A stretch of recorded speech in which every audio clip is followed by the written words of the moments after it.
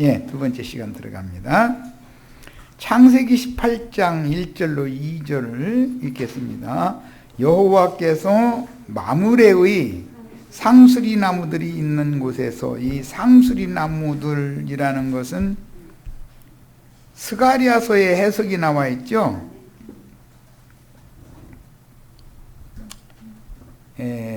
바알과 아세라의 선지자들 상수리 나무들이다. 그래가지고 그 푸른 나무 아래에 가서 너희가 우상 숭배를 한다, 이런 얘기를 계속하죠. 아직은 아브라함이니까 이런 거예요. 할례 받은 다음에 17장에 받았으니까 아브라함이다. 그런데 아직도 마므레 상수리 나무들 있는 곳에서 거하는 거예요. 이건 상수리 나무는 생명나무와 대비되는 나무이기 때문에 구분이 필요해요. 아브라함에게 나타나시니라. 날이 뜨거울 때, 정오의 빛이 가득할 때, 날이 뜨거울 때라는 것은 팔레스타인 땅의 한 낮에는 뜨거울 때인데, 그때는 정오의 빛이 충만할 때고 사울이 밥을 들 때가 그때잖아요. 비유죠. 거기서 인용하는 말이니까 사도행전 9장이나 22장, 26장은 이 창세기 18장에서 인용하는 말인 거예요. 그가, 즉 아브라함이 장막문에 앉아 있다가 눈을 들어본 즉 사람 셋이, 지금 세 사람으로 나타난 거예요. 하나님도 사람의 모양으로 보인 거고 천사들도 사람의 모양으로 보인 거죠. 맞은편에 서 있는지라 그가 그들을 보자 곧 장막문에서 달려나가 영접하며, 여기 영접하는 거, 영접하는 자는 그 이름을 믿는 자들인 것이고, 믿는 자는 하나님의 자녀가 되는 권위를 주신다, 이렇게 돼 있어요. 마태복음 10장 40절로 42절에 보면 제자들을 보내시면서, 파송하시면서 너희를 제자로 영접하면 제자의 상을 받을 것이고, 의인으로 영접하면 의인의 상을 받을 것이고, 선지자로 영접하면 선지자의 상을 받는다, 이렇게 표현을 했어요. 히브리서 13장 2절에는 손대접하기를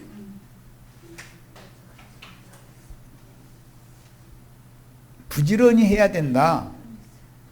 그래가면서 어떤 사람들은 지나가는 사람으로 손님을 대접했는데 그 하나님과 하나님의 수중자들, 천사들을 대접을 했었던 거다, 이렇게 돼 있죠.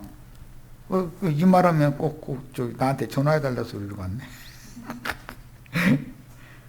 오해하셔서 들으시면 안 됩니다.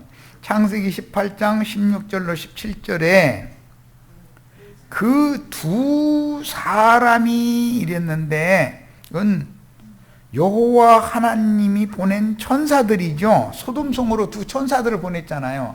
사람 천사라는 말이 계시록에 나오는데, 사람의 정량, 천사의 정량, 이 말이 여기서 인용하는 말인 거예요. 거기에서 일어나, 즉 마므레 상수리 나무들이 있는 아브라함 집의 장막에서 일어나서 소돔으로 향하고, 아브라함은 그들을 전송하러 함께 나가니라.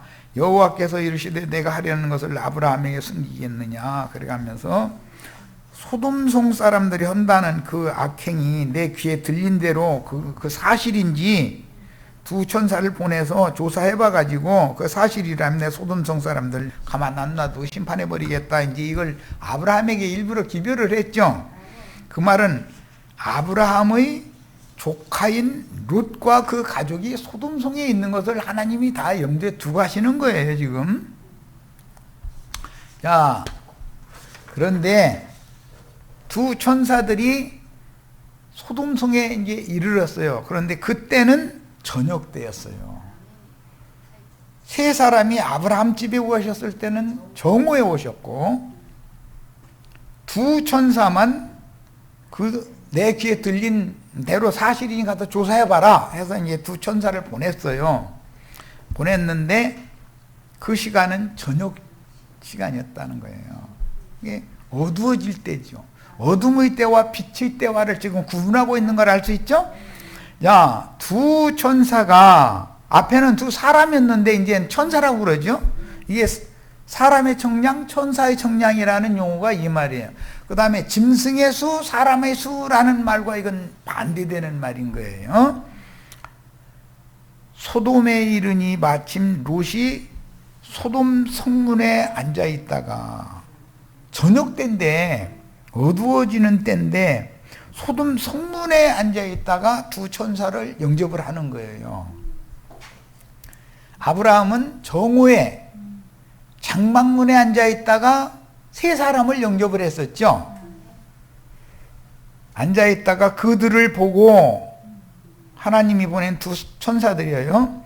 일어나 영접하고 땅에 엎드려 절하며 이르되, 이게 롯도 하나님의 사자들을 영접한 사람이다라는 걸 알 수가 있는 거죠.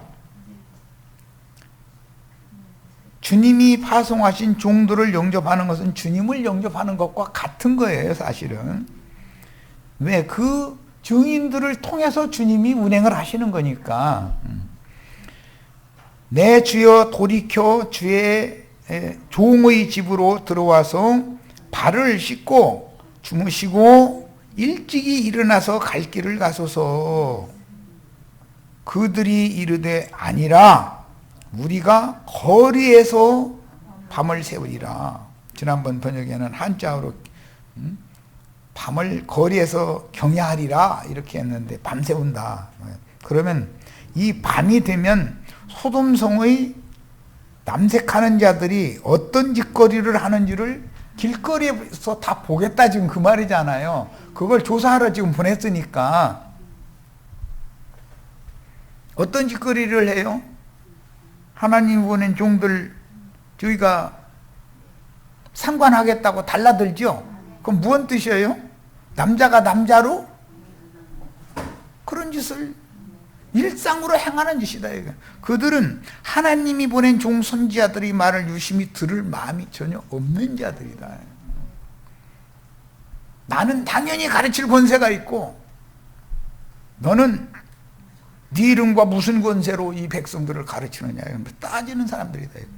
저희가 가르쳐야 된다고. 예수님한테도 가르쳐. 모세의 글에는 이렇게 했는데 당신은 이것을 어떻게 해석하나이까 해가면서 가르치려고 덤비잖아요. 그건 무슨 뜻이에요? 남색하는 자들이다 이거예요. 그런데 그것은 하늘이 정한 생명의 질서에 반대되는, 그건 절대 맞지 않는 짓이에요. 예수님을 말씀을 드려야 되고 주님이 파송한 종들이 보내심을 받으면 유대교 지도자들은 쥐소리도 말고 들어야 되는 거예요. 그런데 그게 아니야. 그런데 하고 따질 말이 많아. 할 말이 더 많아. 이제 이렇게 얼굴 숙이면 막침 자꾸 뒤에서 하니까 맞은 가까이 앉아서 했어 하면 이렇게 조금 피하면 저도 따로 움직여버려. 그래가면서 치면 계속 뒤에요. 그러고 이거 한 5분이나 10분 시간 주고 말해야지 하고 이제 참고서 기다려. 그럼 1시간도 넘어도 끝이 안 나. 막 침 막 묻혀가면서 성경 몇 장 몇 절 보자고 막 해가면서 하는 거 보면 이야, 그 지식이 흰떡 세광절이 이구서 다니는 사람들이니까 뭐 내가 들어보면 말도 안 되는 소리가 드문드문 섞여 있는데 그들은 죄가 제일이라는 거야. 이런 사람들 만나면 힘들죠. 그 사람들 때문에 소돔성에 심판이 온 거예요. 그러니까 기독교계의 가르치는 자들 때문에 기독교계가 큰 성 바벨론이 심판받는 것인 것을 알아야 돼. 자, 본문의 여호와와 수종천사들인 두 사람은 마태복음 17장에 나오는 그 영이 되신 주님이 천국의 영광을 가지고 오시는 모습에 대한 모형이다 이 말이야. 창세기 18장 19장 이해하셨죠? 주의 성령께서는 증인들의 수종을 받으면서 온 땅에 운행을 하시는 것이지 말씀이신 주님이 창공 하늘 어디에서 외치는 건 아니잖아요. 하나님의 호령과 하나님의 나팔이라는 것은 보내신 그분의 증인들의 입을 통해서 증거하는 말이, 내가 너에게 이르는 말이 곧 영이요 생명이고 내 말이 아니고 나를 보내신 아버지 말씀이다, 이랬단 말이에요. 이런 걸 정확하게 아셔야 돼. 말하고자 하는 의도를. 우리는 지금 계시록 말씀을 나누고 있는데,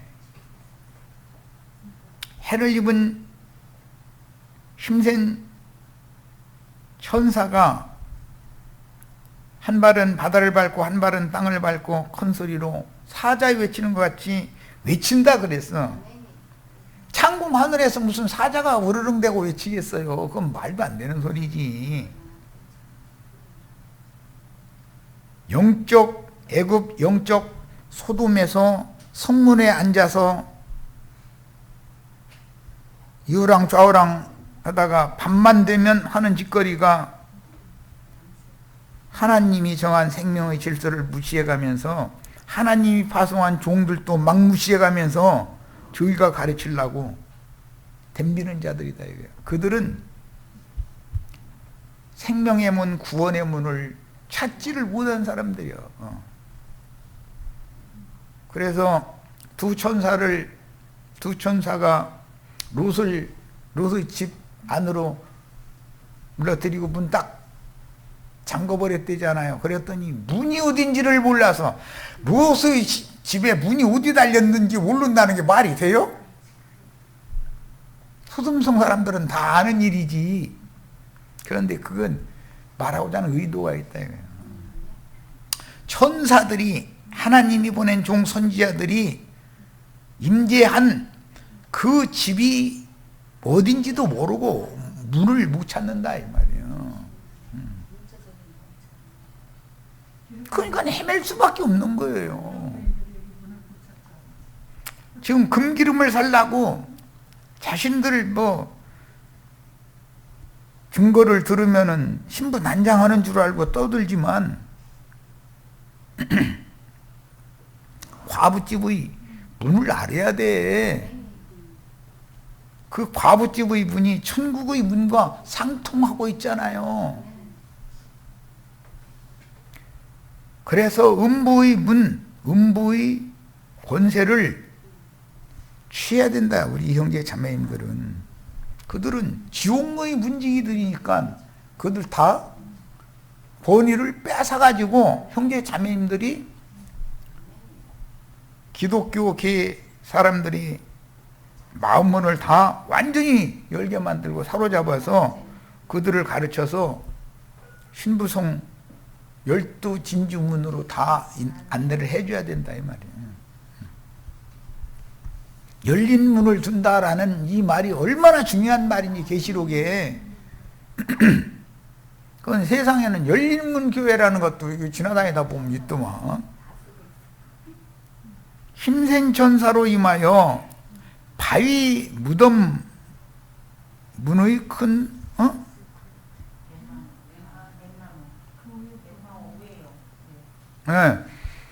엠마오로 내려가던 두 제자 얘기가 나오죠.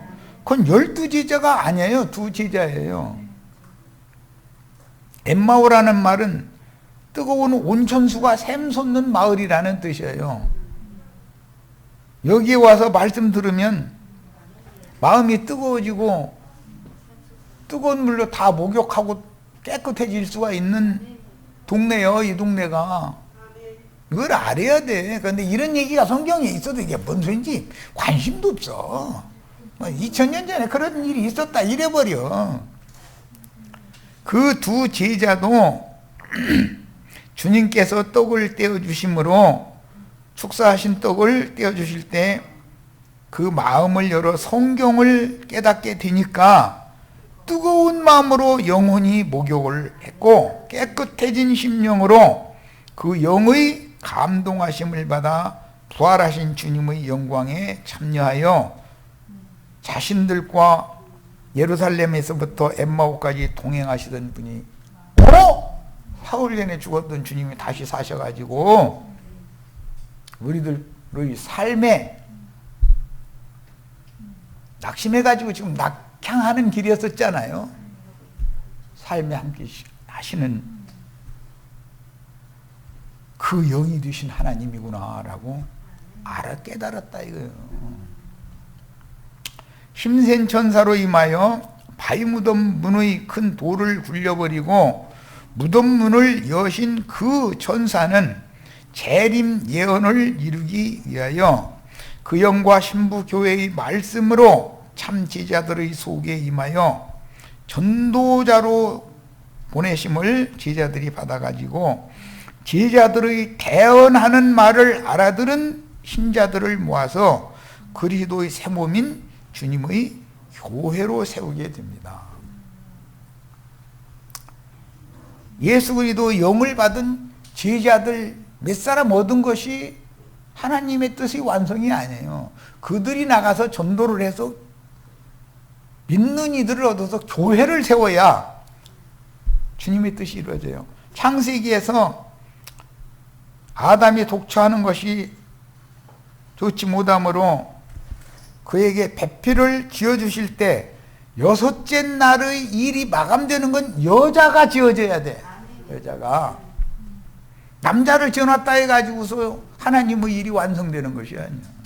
그러니까 이런 진리를 알면 내 남편이 이렇고 저렇고 하니까 나 이혼하겠다고 이혼을 하고 싶으면 하라니까.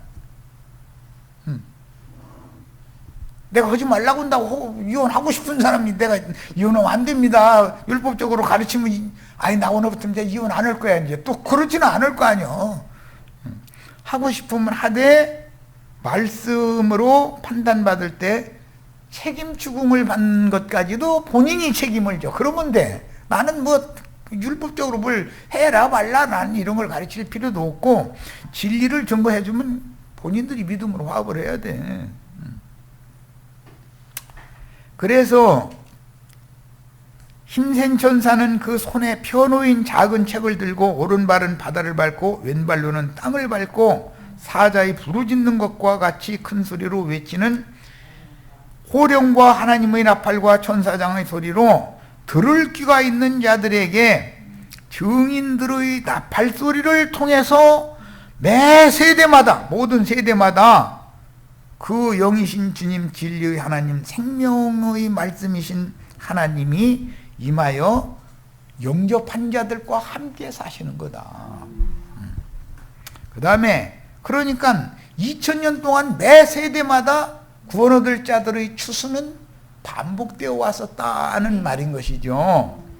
그분의 말씀을 받아먹고 다시 예언하는 증인들은 모세와 엘리야의 능력과 심령으로 세상 끝에 구약시대의 끝에도 나타났죠.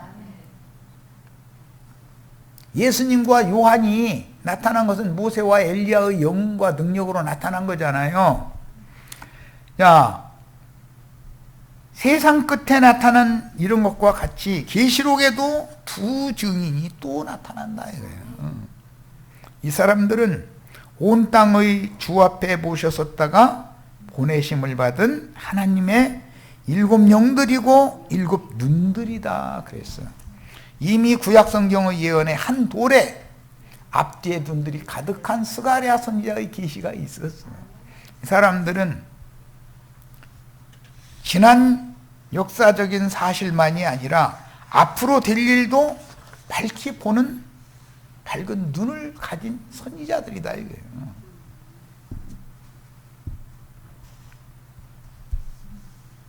성경에는 모든 하나님의 우주 경영, 행정이 다 이곳에 조금 저곳에 조금 여러 모양과 여러 부분으로 기록이 되어 있기 때문에 성경의 기록된 말씀을 영과 생명의 말씀으로 자신의 것으로 받아먹고 화합해서 소화시킨 다음에 다시 내보냄을 받은 종선지자들의 예언은 그 말씀과 같이 그게 하나님이 하신 말씀이니까 하나님은 거짓말 하시는 분이 아니에요. 그 종선지자들에게 이것을 너는 나가서 증거해라 라고 보내심을 받은 증인들의 증거를 역사상에 집행하시는 분인 것을 꼭 믿으셔야 돼. 이게 안 믿어지면 불신자죠.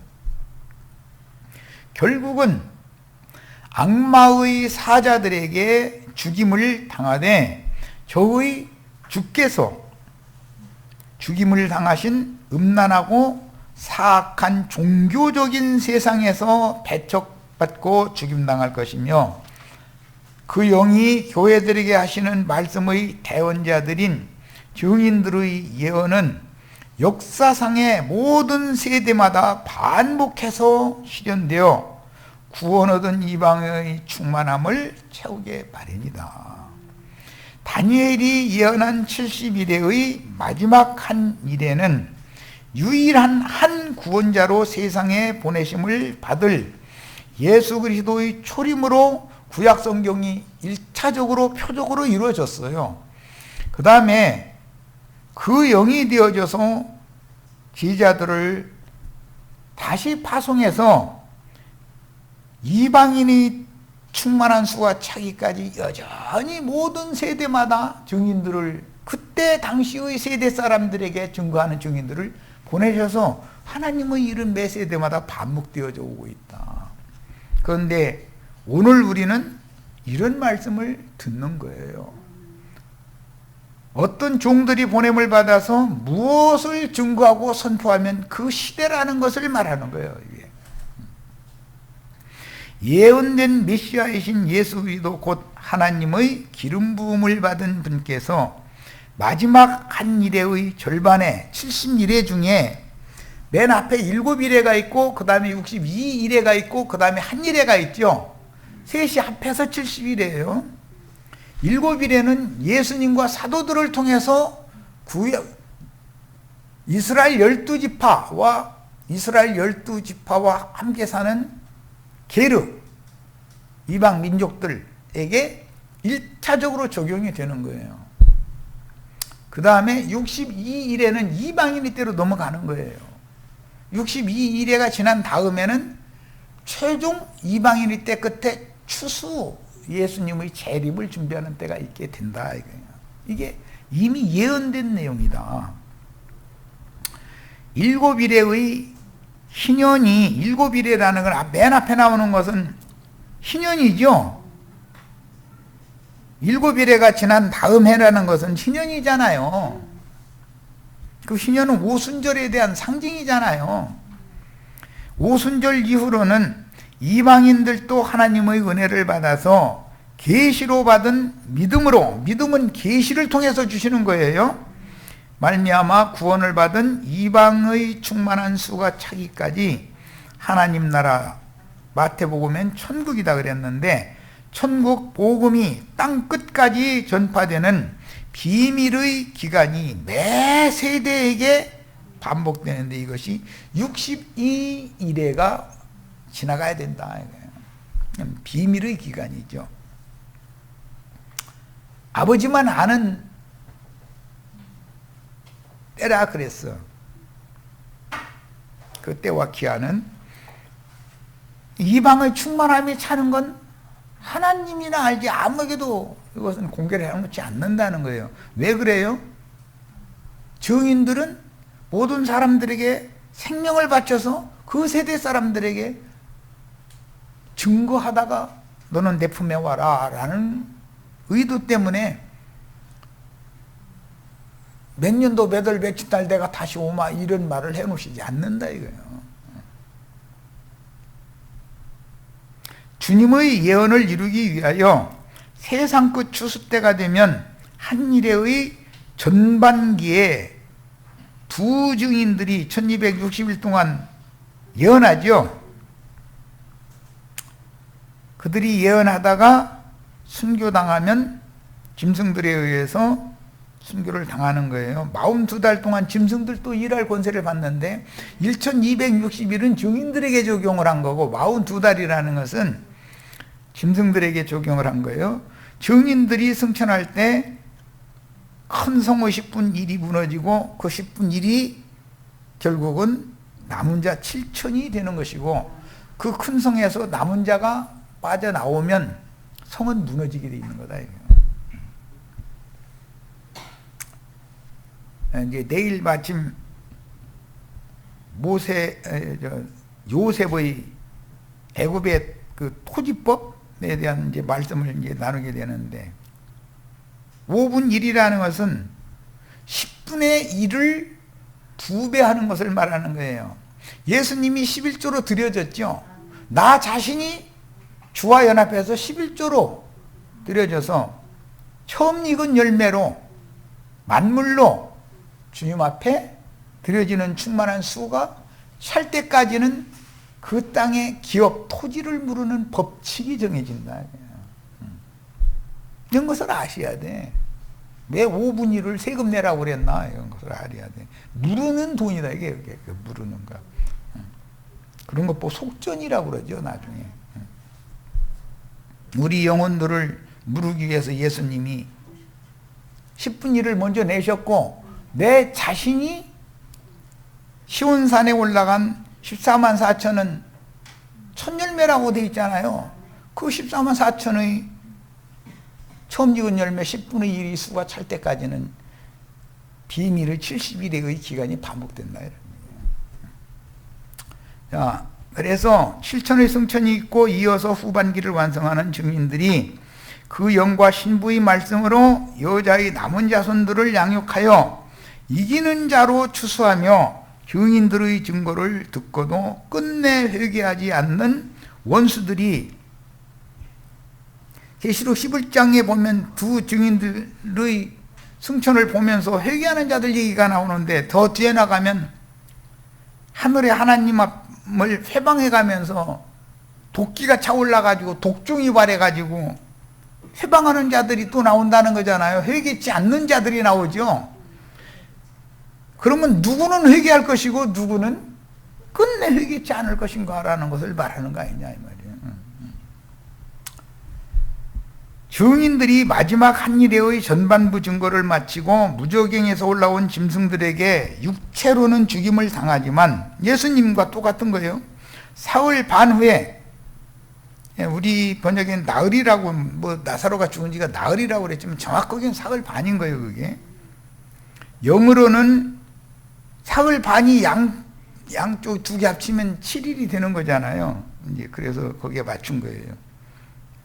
그 영이신 주와 함께 부활하여 무덤 음부에 내려가지 않고, 그때는 부활 때니까 음부에 있는 자들도 부활돼야 되는 때인데 음부에 내려갈 필요가 없는 때죠. 호련히 승천한 후에 지를 이은 증인들이 한일회의 남은 기간의 예언을 완성하는데, 이때는 당연히 한일회 동안 짐승도 계속 일을 하는 거예요. 사탄의 사자들도 매 세대마다 보냄을 받게 마련이지, 주의 사자들만 보냄을 받는 건 아니죠. 이게 소돔성의 남색하는 자들은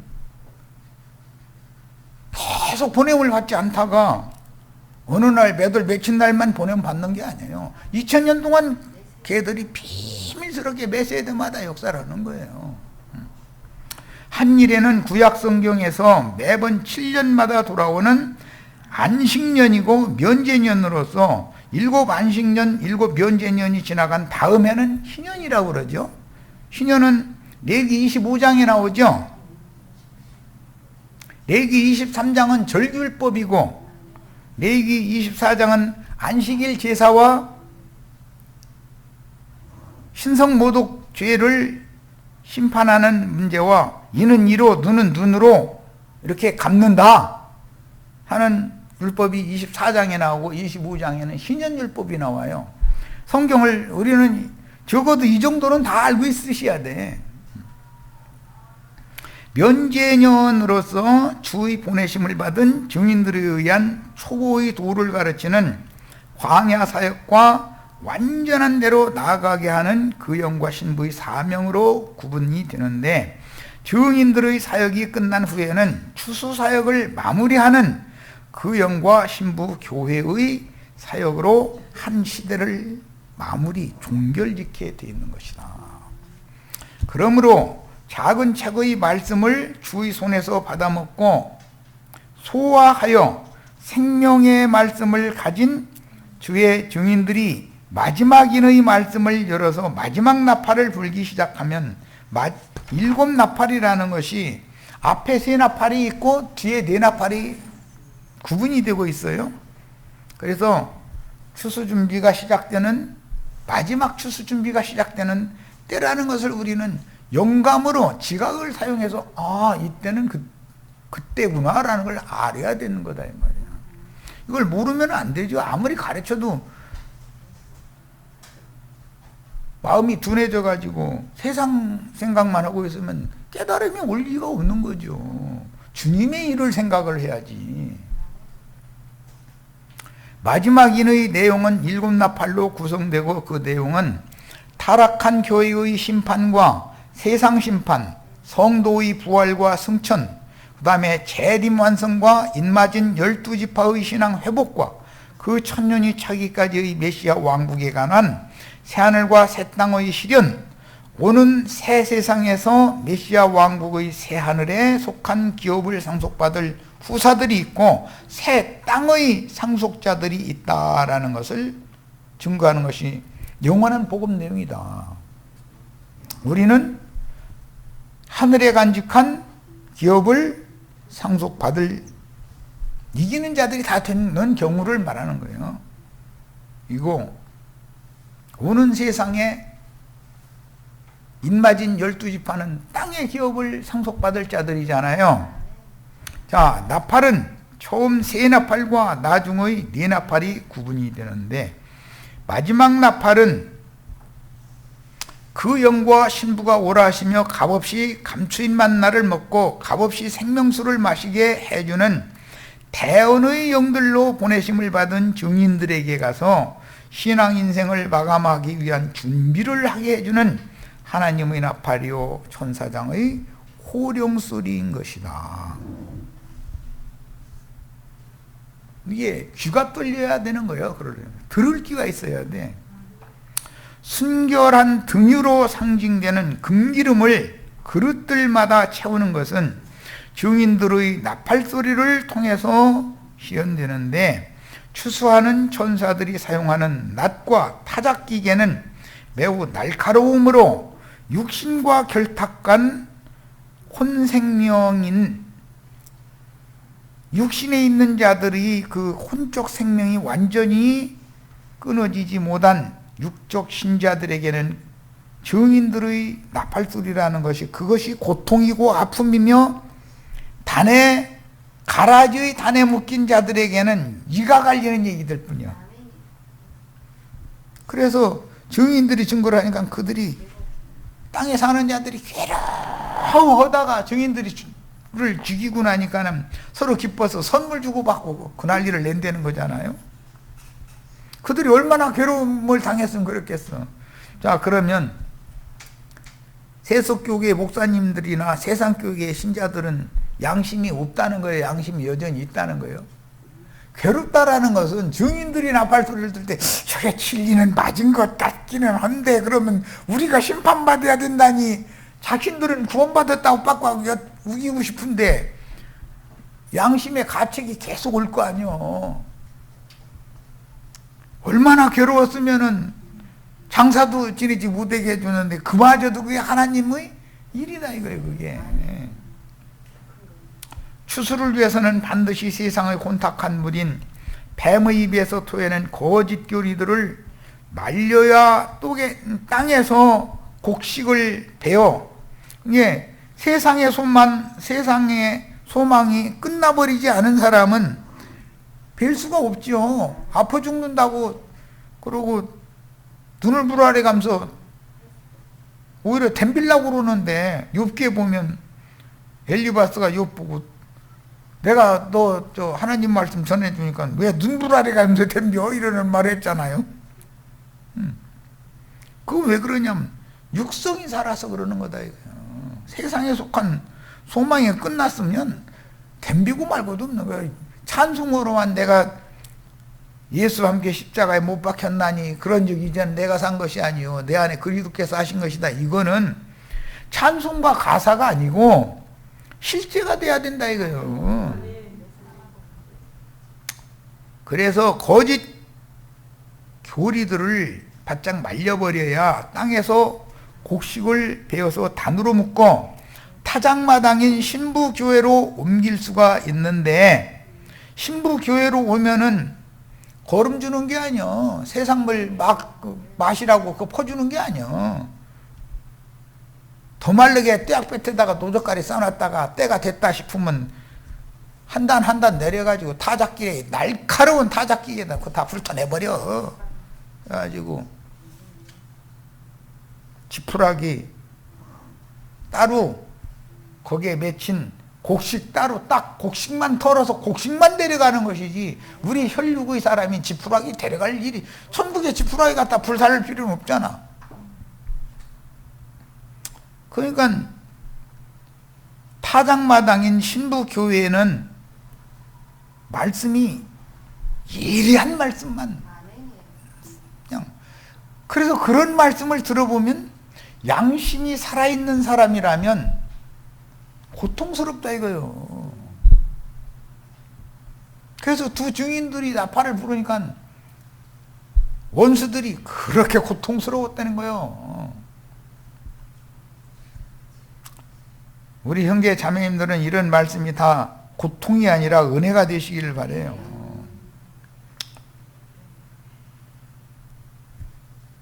그런 사람이나 새 영과 새 마음으로 마른 땅을 건너 큰 구렁으로 상징된 육신에 속한 신앙 양심과 정신세계인 세상 바다를 건너서 극락의 하나님 나라인 천국에 이를 수가 있는 것이다. 곡식을 알곡을 신부성으로 데려가는 것이 목적이잖아요. 이 땅에서 농사를 해서 이렇게 기르고 자라게 하고 풋곡식 훑어버리는 일은 없잖아요. 흉년에나 할 수 없이 그거 풋볼이 뭐 잡는다 그러고, 그런데 풋볼이 그거 약간 노릇노릇하기 시작할 때 그거 구워 먹으면 새까매져가면서 그렇게 맛있어. 남의 밭에 가서 그거 보리 이삭 다 잘라다가서는 산에서 나무 하다가 배고프면 그거 구워 먹으면 그렇게 맛있더만. 그게 완전히 익은 것은 구우면 맛이 없어요. 딱딱하고.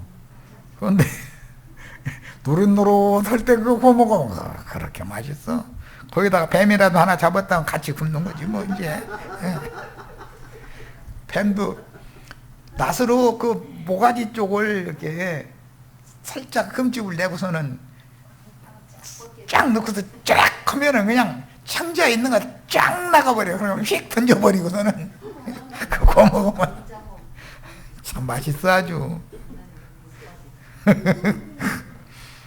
나 어릴 때부터 왜 그런 걸 시켰나 했는데 이제 보니까 뱀 잡아먹는 것도 훈련시켰더만 그게. 그러므로 인정을 두지 않고 사정없이 신부교회에서는 땅에서는 베어내고 단으로 묶어서 타작마당으로 옮겨서 그 영과 신부의 말씀인 날카로운 타작기계로 곡식을 떨어서 육신의 몸을 벗고 영의 몸을 입은 혼들을 하늘 곳간으로 들여보내는 그 사역을 충성스럽게 수행하다가 결과적으로는 주님 앞에 데려감을 받는 이야기가 계시록 얘기다. 사실은 창세기부터 계시록까지 모든 내용이 똑같은 거죠. 마지막 추수 때는 서머나 교회가 극심한 핍박을 받고 수많은 순교자들을 낸 것보다도 더 극심한 박해가 있을 것이므로 순수하고 진실한 신앙을 지키려는 성도에 대한 짐승들의 신앙적인 핍박이 있을 것이며, 진실한 증인들은 회당에 끌려가서 온갖 수모를 당하게 돼 있는 것이다. 주님의 말씀이 이루어져야 되니까. 회당에 끌어다가 온갖 수모를 준 다음에는 관예에게 넘겨줘서, 저희는 죽이는 권세가 없으니까 세상 재판소에 넘겨가지고 그 사람 불의한 재판으로 저를 죽이소서 죽이소서 떠들면 그 몇 사람 차라리 죽이는 게 낫지 나라가 시끄럽게 계속 할 수는 없잖아. 그래서 불의한 재판을 짐승들에게 강요하게 돼 있다 이거예요. 그게 다 유명한 큰 예배당의 목사들이 광화문에 교구버스 동원해가지고 돈 다 대고, 저녁나절 되면은 맛있는 국마리밥 한 그릇에다가 뭐 전에는 뭐 3만 원에다 2만 원으로 내렸다더니 이번에는 5만 원씩 줬다더만. 그 돈이 어디서 나옵니까? 예배당, 큰 예배당 목사들한테 나온 거예요, 그게 다. 이런 것은 표상이지 않냐 이거예요. 우리가 순교당할 때 어떻게 될 것인가를 보여주는, 저를 죽이소서 그들이 떼제비로 모여서 외치면 세상 정치를 하는 바다에서 올라온 짐승은 그 사람들을 이길 방법이 없어. 그 사람들은 아무리 달래도 안 들어. 무조건 자기네들이 원수를 죽이는 것이 목적이기 때문에. 그래서 예수님 때 여자가 낳은 자 중에 엘리야의 영과 능력으로 보내심을 받은 종이 심리사역자였던 요한이었죠. 그는 여자가 낳은 자 중에 가장 큰 자였어요. 그러나 주님의 제자들은 천국에서는, 율법 안에서는 요한이 제일 큰 자였지만 천국 안에서는 제자들이 요한보다 더 크다. 왜? 크고 작은 것은 뭘로 그럼 구분을 하는데?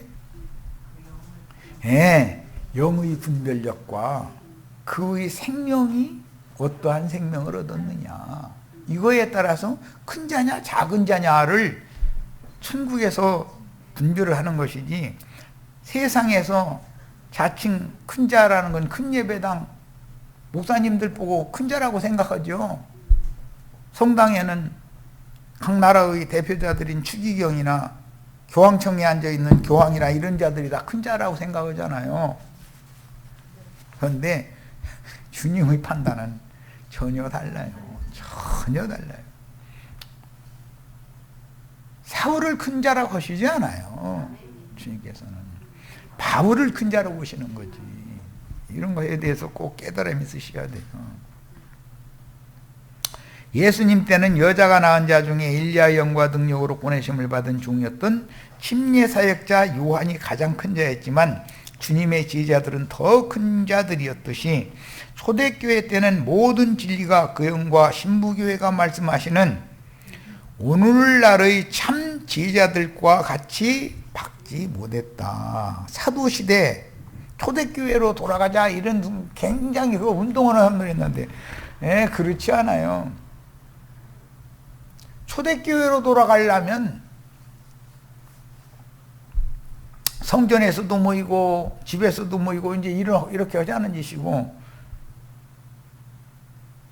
우리는 말씀 전하는 일과 기도하는 일에만 전무할 거니까 7 집사 뽑아, 그럼 집사들 보고 교회 사무 보게 만들 거니까 이래버리고, 그렇게 하는 것이 오늘날 목사 제도가 된 거잖아요.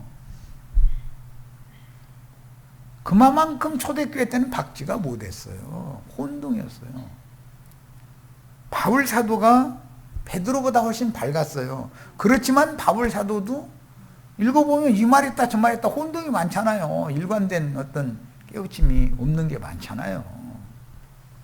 그것은 오늘날 시대가 흐를수록, 시간이 흐를수록 인류 문명이 발전하게 돼 있고, 인류의 문명이 발전함에 따라서 말씀도 빛의 속도로 달린다 이거예요.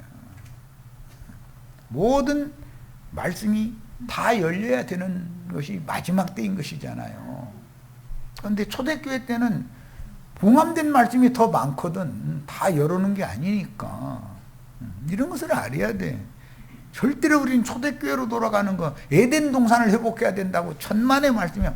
하나님의 낙원으로 들어가는 것을 추구를 해야지, 셋째 하늘에 있는 하나님의 낙원에 들어갈 생각을 하셔야지. 땅에 있는 에덴 동산으로 돌아간다?